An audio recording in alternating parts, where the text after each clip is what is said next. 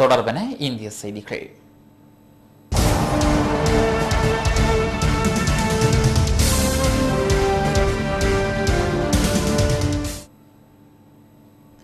இந்தியாவிலிருந்து எமது செய்தியாளர் எமக்கு இன்று அனுப்பி வைத்த செய்திகளை பார்ப்போம்.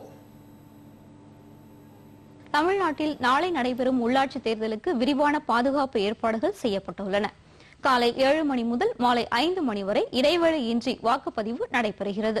சென்னை உட்பட 10 மாநகராட்சிகள், 60 நகராட்சிகள், 259 பேரூராட்சிகள், 191 ஊராட்சி ஒன்றியங்களில் அமைக்கப்பட்டுள்ள 43,000 வாக்குச்சாவடிகளில் நாளை வாக்குப்பதிவு நடைபெற உள்ளன. சென்னையில் மொத்தம் 4,876 வாக்குச்சாவடிகள் அமைக்கப்பட்டுள்ளன. வாக்குப்பதிவை வீடியோவில் பதிவு செய்யவும் ஏற்பாடுகள் செய்யப்பட்டுள்ளன.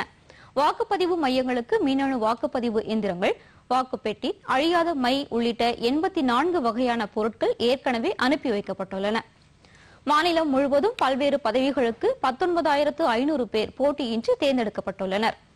இதனிடையே ஒரிசா, கர்நாடகம் மற்றும் மத்திய பிரதேச மாநில தேர்தல் அலுவலக உயர் அதிகாரிகள் 7 பேர் இன்று சென்னை வந்து மாநில தேர்தல் ஆணையர் சோ ஐயருடன் ஆலோசனை நடத்தினார்கள். பின்னர் தூர்தர்ஷனுக்கு பேட்டியளித்த ஐயர், மத்திய பிரதேசத்தைச் சேர்ந்த அதிகாரி அஜித் ரியாஸ்கான் மதுரை மாவட்டத்தில் நடைபெறும் வாக்குப்பதிவை கண்காணிப்பார் என்று கூறினார்.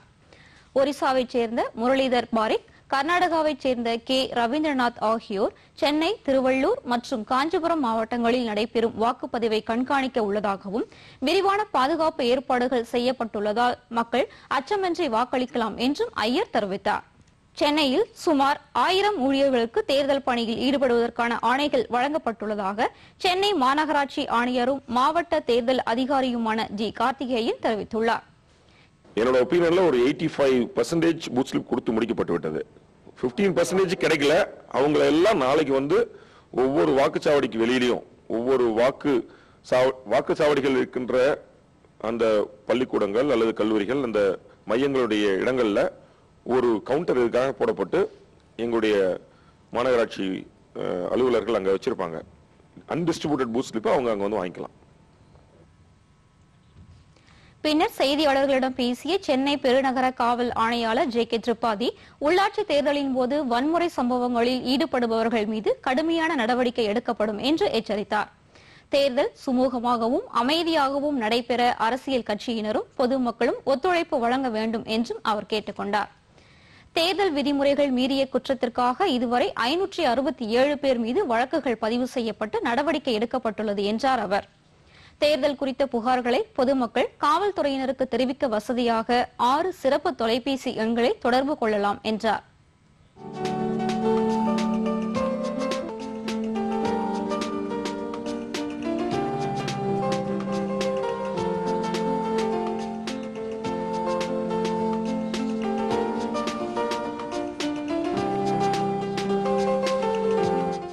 பதற்றமான வாக்குச்சாவடிகளில் கூடுதல் பாதுகாப்பு போடப்பட்டிருப்பதாக கூறிய திரிபாதி, முதன்முறையாக அனைத்து வாக்குச்சாவடிகளிலும் ஆயுதம் தாங்கிய போலீசார் பாதுகாப்பில் ஈடுபடுத்தப்பட்டுள்ளனர் என்றும், மகாராஷ்டிராவைச் சேர்ந்த 3 காவல்துறை கம்பெனிகளும் பாதுகாப்பில் ஈடுபடவிருப்பதாக அவர் தெரிவித்தார்.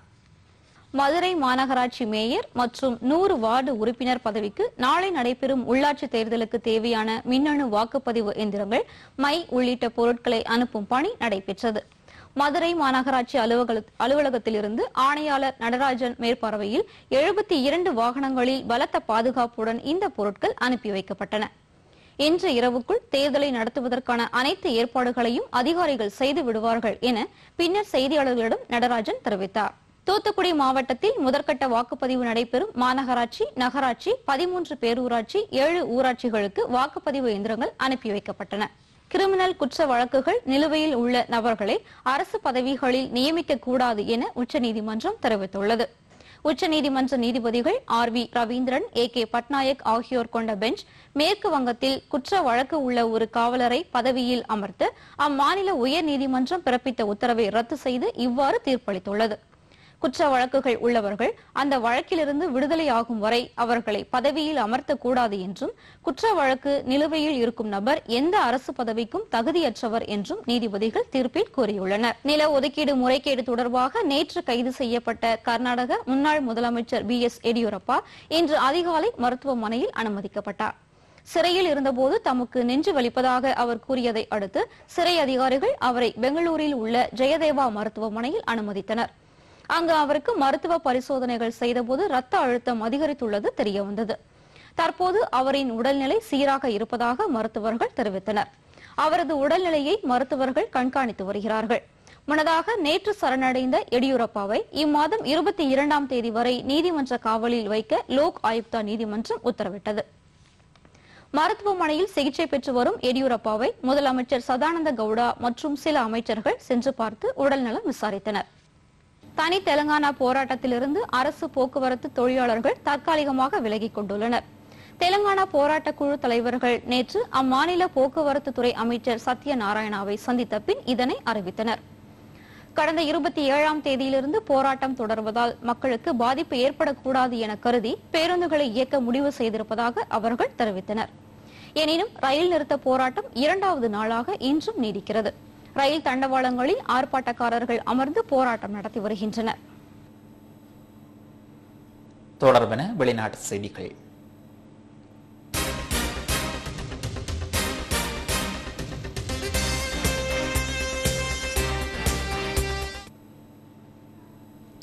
ஆசிய நாடுகளான தாய்லாந்து, கம்போடியா, வியட்நாம், பிலிப்பைன்ஸில் சூறாவளி மழை வெள்ளத்துக்கு 80 லட்சம் பேர் பாதிக்கப்பட்டுள்ளதாக ஐக்கிய நாடுகள் சபை கவலை தெரிவித்துள்ளது. ஐநாவின் மனிதாபிமான விவகாரம் மற்றும் ஒருங்கிணைப்புக்கான அலுவலகம் கூறியதாக சீனாவின் ஜிங்வா செய்தி நிறுவனம் வெளியிட்ட தகவலில் ஆசிய நாடுகளான Thailand, Philippines, Cambodia, Vietnam, Laos ஆகியவற்றில் மழை பெய்து வருகிறது. அடுத்தடுத்த சூறாவளிகளால் எங்கும் வெள்ளம் சூழ்ந்துள்ளது. வார இறுதியில் மேலும் பலத்த மழை பெய்யும் என்று வானிலை ஆராய்ச்சி மையங்கள் எச்சரித்துள்ளன. சூறாவளி மழை வெள்ளத்துக்கு தாய்லாந்து, கம்போடியா நாடுகள் மோசமாக பாதிக்கப்பட்டுள்ளன. தாய்லாந்தில் 26 மாவட்டங்களை சேர்ந்த 24 லட்சம் மக்கள் வெள்ளத்தால் பாதிக்கப்பட்டுள்ளனர். தலைநகர் பாங்காக் உட்பட 12 மாவட்டங்களில் மேலும் பலத்த மழை பெய்யும் என்பதால் ஆறுகள் உடைப்பெடுத்து வெள்ளம் சூழும் என்று எச்சரிக்கப்பட்டுள்ளது. கம்போடியாவில் 10 லட்சம் பேர் வெள்ளத்தில் சிக்கி தவிக்கின்றனர். வியட்நாமில் 2.5 லட்சம் பேரும், லாவோஸில் 4.9 லட்சம் பேரும், பிலிப்பைன்ஸில் 40 லட்சம் பேரும் பலத்த மழை வெள்ளத்தால் பாதிக்கப்பட்டுள்ளனர். இதையடுத்து மீட்புப் பணிகளை அந்நாட்டு அரசுகள் துரிதப்படுத்துவதுடன் சமூக நல அமைப்புகளும் மக்களுக்கு நிவாரண உதவிகள் வழங்க முன்வர வேண்டும் என்று தெரிவிக்கப்பட்டுள்ளது. ஹக்கானி பயங்கரவாத குழுவை ஒழித்தே தீருவோம் என்று கூறிவரும் அமெரிக்கா அதற்கான தனது தாக்குதல்களை தீவிரப்படுத்தியுள்ளது. கடந்த செப்டம்பர் மாதம் 13ஆம் தேதி ஆப்கானிஸ்தான் தலைநகர் காபூலில் நிகழ்ந்த பயங்கரவாத தாக்குதலின் பின்னணியில் ஹக்கானி குழு இருப்பதாகவும் அக்குழுவுக்கும் ISIக்கும் இடையிலான தொடர்பு உடனடியாக அறுக்கப்பட வேண்டும் எனவும் கடந்த மாதம் அமெரிக்கா பாகிஸ்தானுக்கு நெருக்கடி கொடுத்து வந்தது. அதற்கு பதிலளித்த பாகிஸ்தான் ஹக்கானி குழு மீது எவ்வித ராணுவ நடவடிக்கையும் எடுக்க முடியாது என திட்டவட்டமாக தெரிவித்தது. ஆனால் ஹக்கானி குழுவை ஒழித்தே தீருவது என அமெரிக்கா முடிவு செய்துள்ளது. அதனால் பாகிஸ்தானின் வடக்கு வஜிரிஸ்தானின் பிராஷா பகுதியில் தீவிர குண்டு வீச்சில் ஈடுபட்டு வருகிறது. கடந்த 3 நாட்களில் அப்பகுதியில் 4 முறை நிகழ்ந்த குண்டு வீச்சில் ஹக்கானி குழுவின் 19 பேர் பலியாக உள்ளனர். இவர்களில் அக்குழுவின் முக்கிய நபரான ஜான்பாஸ் யாத்ரான் என்ற ஜமில் ஒருவரும் பலியானார். இவர் ஹக்கானி குழுவின் தொலைத்தொடர்பு மற்றும் போக்குவரத்து துறையின் தலைவராக செயற்பட்டவர். 2 வாரங்களுக்கு முன் கடந்த செப்டம்பர் மாதம் 29ஆம் தேதி வாஷிங்டனில் நடந்த தேசிய பாதுகாப்பு குழு கூட்டத்தில் இம்முடிவு எடுக்கப்பட்டது. உயிர் வாழ உணவு அவசியம். அனைவருக்கும் உணவு கிடைக்க வேண்டியது மனிதனின் அடிப்படை உரிமை. ஒவ்வொருவருக்கும் போதுமான அளவில் தரமான உணவு கிடைக்க வேண்டும். வசதி வாய்ப்பற்றவர்களுக்கு, உடல் ஊனமற்றவர்களுக்கு, இயற்கை சீரழிவுகளால் பாதிக்கப்பட்டவர்களுக்கு உணவு வழங்க வேண்டியது அரசின் கடமை என்று ஐநா சபை தெரிவித்துள்ளது. இதை உலக நாடுகள் பலவும் ஏற்றுக்கொண்டுள்ளன. இந்த ஆண்டு உணவு விலை நெருக்கடியிலிருந்து உறுதித்தன்மை என்ற மைய கருத்தோடு உலக உணவு தினம் அக்டோபர் மாதம் 16ஆம் தேதி கடைபிடிக்கப்படுகிறது. உலகில் அதிகரிக்கும் மக்கள் தொகை பெருக்கத்தால் வறுமையும் அதிகரிக்கிறது.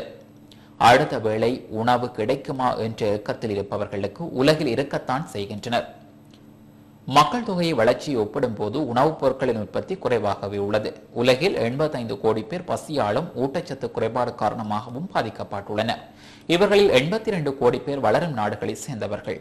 ஆண்டுதோறும் பட்டினியால் ஏற்படும் மரணங்களின் எண்ணிக்கை 3 கோடியே 50 லட்சத்துக்கும் அதிகம். இந்த எண்ணிக்கையை அரைவாசியாக குறைக்க முயற்சிகள் எடுக்கப்பட்டும் ஒவ்வொரு ஆண்டும் பட்டினி மரணங்கள் அதிகரித்து வருகின்றன. உலக வங்கியின் அறிக்கையின்படி 2010 தொடக்கம் 2011 ஆண்டில் உணவுப் பொருட்களுக்கான விலை ஏற்றத்தால் உலகம் முழுவதும் 7 கோடி பேர் வறுமை நிலைக்கு தள்ளப்பட்டுள்ளனர் என்றும் தெரிவிக்கப்பட்டுள்ளது. வளர்ந்து வரும் நாடுகளான இந்தியா மற்றும் பிரேசிலில் உள்ளது போல வெளியுறவு கொள்கையின் மைய பகுதியாக பொருளாதாரம் இருக்க வேண்டும் என கிளாரி கிளின்டன் தெரிவித்துள்ளார். பொருளாதார ராஜேந்திரம் என்னும் பொருளில் நியூயார்க் பொருளாதார கழகத்தில் பேசிய அவர், உலகின் முக்கிய சக்தியாக அமெரிக்கா விளங்க வேண்டும் என்றால் வெளியுறவு கொள்கையின் மையப்பகுதியாக பொருளாதாரம் இருக்க வேண்டும். வளர்ந்து வரும் முக்கிய நாடுகளான இந்தியாவும் பிரேசிலும் இவ்வாறு செய்துள்ளன. இந்த இரு நாடுகளின் தலைவர்கள் எந்த சர்வதேச சவால்களை அணுகினாலும் அதனை உள்நாட்டு பிரச்சினை போலவே அணுகின்றனர். அவர்கள் கேட்கும் முதல் கேள்வியே இப்பிரச்சினை எந்த அளவுக்கு தங்கள் நாட்டின் பொருளாதார வளர்ச்சியை பாதிக்கும் என்பதாகும். இதே கேள்வியை நாமும் கேட்க பழக வேண்டும். அமெரிக்காவின் முக்கிய ராஜேந்திர இலக்கை தனது பொருளாதார தலைமையை விரிவுபடுத்துவதும் உள்நாட்டில் மீண்டும் பொருளாதார மீட்சியை விரைவுபடுத்துவதும் தான். உலகெங்கும் உள்ள அமெரிக்க தூதரகங்களுக்கு பொருளாதார ராஜதந்திரம் குறித்த ஆலோசனைகள் அவ்வப்போது வழங்கப்படும். கடந்த 10 ஆண்டுகளில் அமெரிக்க வெளியுறவு கொள்கையின் பெரும் பகுதி தேவையின் அடிப்படையில் பெரும் ஆபத்துக்கள் நிறைந்த பகுதிகள் குறித்து கவனிக்க வேண்டியதாயிற்று. இனிவரும் ஆண்டுகளில் நமது வெளியுறவு கொள்கை எங்கெங்கு நமக்கு வாய்ப்புகள் உள்ளனவோ அந்த பகுதிகளில் கவனம் செலுத்த வேண்டும். உலகுக்கு தலைமையேற்கும் தகுதியை நாம் தக்க வைத்துக் கொள்ள வேண்டும். உலகின் முக்கியத்துவமும் பொருளாதார ஈர்ப்பு விசையும் இப்போது கீழே நாடுகளை நோக்கி திரும்பியுள்ளன. இதேவேளை 2ஆம் உலகப் போருக்கு பின்னர் தற்போது ஐரோப்பா மிக மோசமான பொருளாதார சோதனைக்கு உள்ளாகி இருக்கின்றது என கிளாரி கிளின்டன் தெரிவித்துள்ளார். பிரான்சில் 93 ஆண்டுகளுக்கு முன்பு திருடப்பட்ட ஓவியத்தை அமெரிக்க அதிகாரிகள் திரும்ப ஒப்படைத்தனர். 19ஆம் நூற்றாண்டின் தலைசிறந்த பிரெஞ்சு ஓவியர்களில் ஒருவராக புகழப்பட்ட ஓவியர் ஜூல்ஸ் பிரிட்டனின் சிறந்த படைப்புகளில் ஒன்றாக போற்றப்படுவது ஊனி பெல்லே டி வெச்சூர் என்ற ஓவியம். மீனவர் ஒருவரது பெண் கையில் வலையை வைத்துக் கொண்டு ஒரு பாறையில் சாய்ந்திருப்பதை சித்தரிக்கும் இயல்பான ஓவியம். பிரான்சின் டவாய் நகர அருங்காட்சியகத்தில் இந்த ஓவியம் வைக்கப்பட்டிருந்தது. 1918 முதல் உலக போரின் போது ஜெர்மனிய படைகளால் இந்த ஓவியம் உட்பட பல்வேறு கலைப்பொருட்கள் கொள்ளை அடிக்கப்பட்டன. இந்நிலையில் கடந்த ஆண்டில் அமெரிக்காவின் நியூயார்க் நகரை சேர்ந்த அருங்காட்சியக நிர்வாகம் இந்த ஓவியத்தை ஏலம் எடுத்து அமெரிக்காவுக்கு கொண்டு வந்தது. அமெரிக்காவில் இருந்து ஓவியத்தை பெற இன்டர்போல் மூலமாக பிரான்ஸ் அரசு தீவிர முயற்சி மேற்கொண்டது. பிரான்ஸ் தூதரக அலுவலகத்தில் 2 நாள் முன்பு நடந்த விழாவில் ஓவியத்தை பிரான்ஸ் அரசிடம் அமெரிக்க அதிகாரிகள் ஒப்படைத்தனர். 93 ஆண்டுகளுக்கு பிறகு ஓவியம் திரும்ப கிடைத்திருப்பது பிரான்ஸ் கலை ஆர்வலர்கள் மத்தியில் மகிழ்ச்சியை ஏற்படுத்தியிருக்கிறது. இந்த ஓவியத்தின் தற்போதைய மதிப்பு 73 லட்சம் ரூபாய் என்பது குறிப்பிடத்தக்கது. இங்கிலாந்து நாட்டிலிருந்து ஸ்காட்லாந்தை தனிநாடாக பிரிக்க வேண்டும் என்ற கோரிக்கை மக்கள் வாக்கெடுப்பின் மூலம் பலத்து வருகிறது. ஐரோப்பிய நாடுகளில் உள்ள மிகப்பெரிய நாடான இங்கிலாந்து நாட்டின் ஒரு மாகாணமாக ஸ்காட்லாந்து இருந்து வருகிறது. இம்மாகாணத்தை தனிநாடாக அறிவிக்க அந்நாட்டு அரசியல் கட்சிகள் உள்ளிட்ட அமைப்புகள் கோரிக்கை விடுத்து வந்தன. அந்நாட்டின் ஸ்காட்லாந்து தேசிய கட்சியின் தலைவரும் அமைச்சருமான அலெக்ஸ் ஆல்மாண்ட் என்பவர் ஸ்காட்லாந்து தனிநாடு குறித்து மக்கள் கருத்தை அறிய வேண்டும் என்றார். இங்கிலாந்தில் செயல்பட்டு வரும் ஹாம்ரஸ் என்ற அரசியல் பொருளாதாரம் வர்த்தகம் குறித்த ஆராய்ச்சிகளை மேற்கொண்டு வரும் அமைப்பு ஸ்காட்லாந்து தனிநாடாக பிரிவது குறித்து மக்கள் வாக்கெடுப்பினை கடந்த மே மாதம் நாடு முழுவதும் நடத்தி தனது அறிக்கையினை ஆன்லைன் வாயிலாக வெளியிட்டது. அதில் மொத்தம் 6 கோரிக்கைகள் முன்வைக்கப்பட்டன. இதில் 39% வாக்களிக்கும் வயதுடையவர்கள் ஸ்காட்லாந்து தனிநாடு உருவாக ஆதரித்துள்ள அதேவேளை 38% எதிர்ப்பு தெரிவித்துள்ளனர். இதேவேளை தற்போது நாட்டின் பொருளாதாரத்தினை பொறுத்து பிரதமர் டேவிட் கெமரோன் ஸ்காட்லாந்து தனிநாடு விடயத்தில் நல்ல முடிவு எடுப்பார் என 30% மக்கள் கருத்தும் 49% எதிர்கருத்தும் உருவாகியுள்ளதாகவும் ஹாம்ரஸ் ஆய்வில் கூறப்பட்டுள்ளது. மீண்டும் தலைப்புச் செய்திகள்.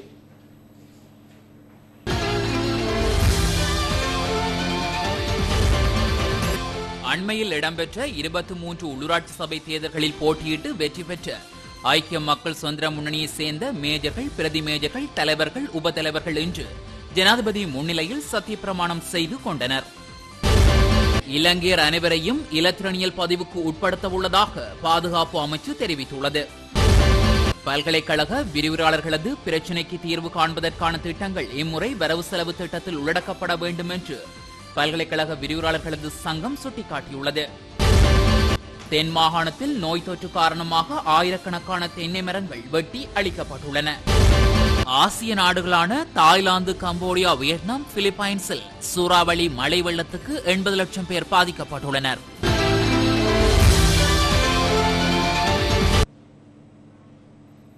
இத்துடன் டான் தமிழின் இந்த பிரதான செய்தி அறிக்கை நிறைவு பெறுகின்றது.